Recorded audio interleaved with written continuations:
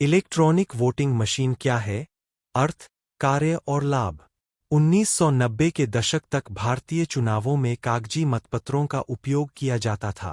Manual voting पद्धति का उपयोग करने वाले 5 लाख लोगों ने चुनाव संबंधी आपराधिक गतिविधियों के लिए अवसर पैदा किए। इसने उच्च न्यायालयों और भारतीय चुनाव अधिकारियों को इलेक्ट्रॉनिक वोटिंग मशीनों पर स्विच करने के लिए मजबूर किया।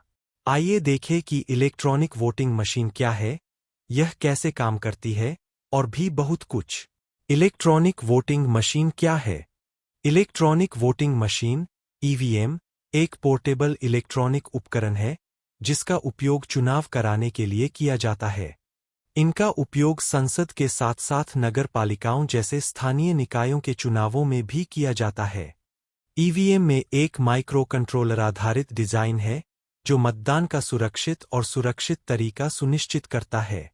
एक ईवीएम में केवल एक वोट डाला जा सकता है और यह अमान्य वोटों के लिए कोई जगह नहीं छोड़ते हुए सटीक और कुशल वोटों की गिनती की सुविधा प्रदान करता है। एक ईवीएम वर्षों तक वोटिंग डेटा को बरकरार रखती है, जिसे जरूरत पड़ने पर निकाला जा सकता है। भारत के चुनाव आयोग ने 1989 में भारत इलेक्ट्रॉनिक लिमिटेड (बीईएल) और electronics corporation of India limited (ECIL) के सहयोग से ईवीएम विकसित किया। 1999 में पहली बार गोवा राज्य विधानसभा चुनावों में ईवीएम का उपयोग देखा गया।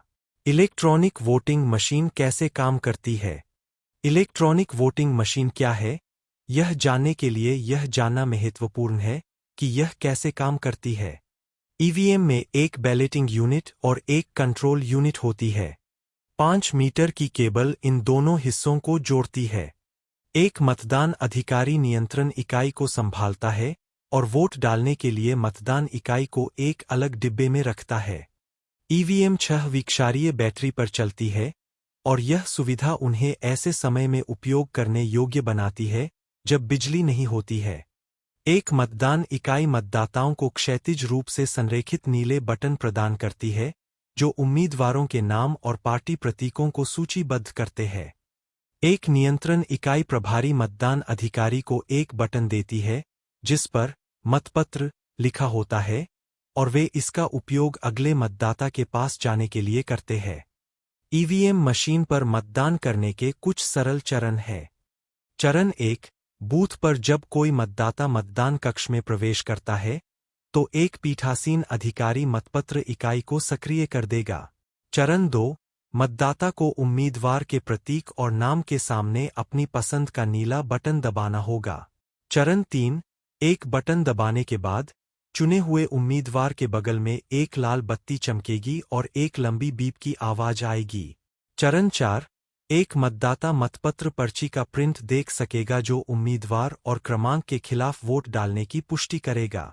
इलेक्ट्रॉनिक वोटिंग मशीनों के फायदे और नुकसान क्या है? ईवीएम का उपयोग करने के कई फायदे और नुकसान हैं। इलेक्ट्रॉनिक वोटिंग मशीनों के लाभ। आइए फायदे पर नजर डालें। ईवीएम में वोटिंग में बहुत कम समय लगता है। वोटों की गिनती और नतीजे घोषित करने में भी पिछली प्रणालियों की तुलना में कम समय लगता है। कोई भी ईवीएम को नुकसान पहुंचाए बिना उसके कार्यक्रम में बदलाव करके वोटों में हेराफेरी नहीं कर सकता। यह वोट धोखाधड़ी को रोकता है। ईवीएम में एक सीलबंद सुरक्षा चिप होती है। कोई भी ईवीएम के सिस्टम के साथ छेड़छाड़ नहीं कर सकता और सुरक्षा का उल्लंघन नहीं कर सकता। एक निर्वाचन क्षेत्र में एक ईवीएम मतदान प्रणाली में 64 उम्मीदवार सवार हो सकते हैं। 1 मिनट में केवल 5 लोग ही एक ईवीएम में अपना वोट डाल सकते हैं। एक व्यक्ति केवल एक वोट डाल सकता है, दूसरे प्रयास का कोई मूल्य नहीं होगा। ईवीएम बैटरी पर चलती है जो निर्बाध मतदान प्रक्रिया की पुष्टि करती है। वोटिंग का डेटा ईवीएम के अंदर 10 साल तक रहता है। ईवीएम में एक नोटा बटन होता है जहां कोई व्यक्ति उपरोक्त में से कोई नहीं के लिए वोट करने के लिए दबा सकता है या यह व्यक्त कर सकता है कि उसने पद के लिए उपयुक्त किसी भी उम्मीदवार को नहीं चुना है। हालांकि इतने सारे फायदों के साथ ईवीएम की कुछ सीमाएं भी हैं। इलेक्ट्रॉनिक वोटिंग मशीनों के नुकसान। इलेक्ट्रॉनिक वोटिंग मशीनों के नुकसान या सीमाओं की चर्चा नीचे की गई है। ईवीएम में उम्मीदवारों के नाम केवल राज्य भाषा में होंगे। यदि कोई मतदाता उस भाषा से परिचित नहीं है, तो उसे अपनी पसंद के उम्मीदवार का प्रतीक याद रखना होगा। ईवीएम केवल 3840 वोट तक ही रिकॉर्ड कर सकते हैं। हालांकि, यह एक सीमा है जो आमतौर पर मतदान प्रक्रिया में बाधा नहीं डालती है, क्योंकि प्रत्येक मतदान केंद्र के लिए उतने मतदाता नहीं होते हैं। ईवीएम में केवल 64 उम्मीदवार ही बैठ सकते हैं।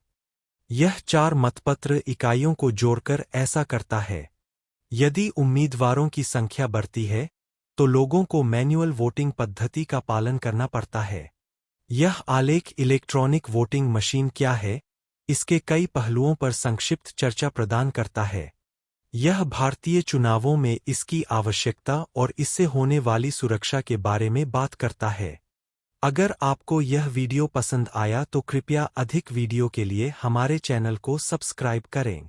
धन्यवाद।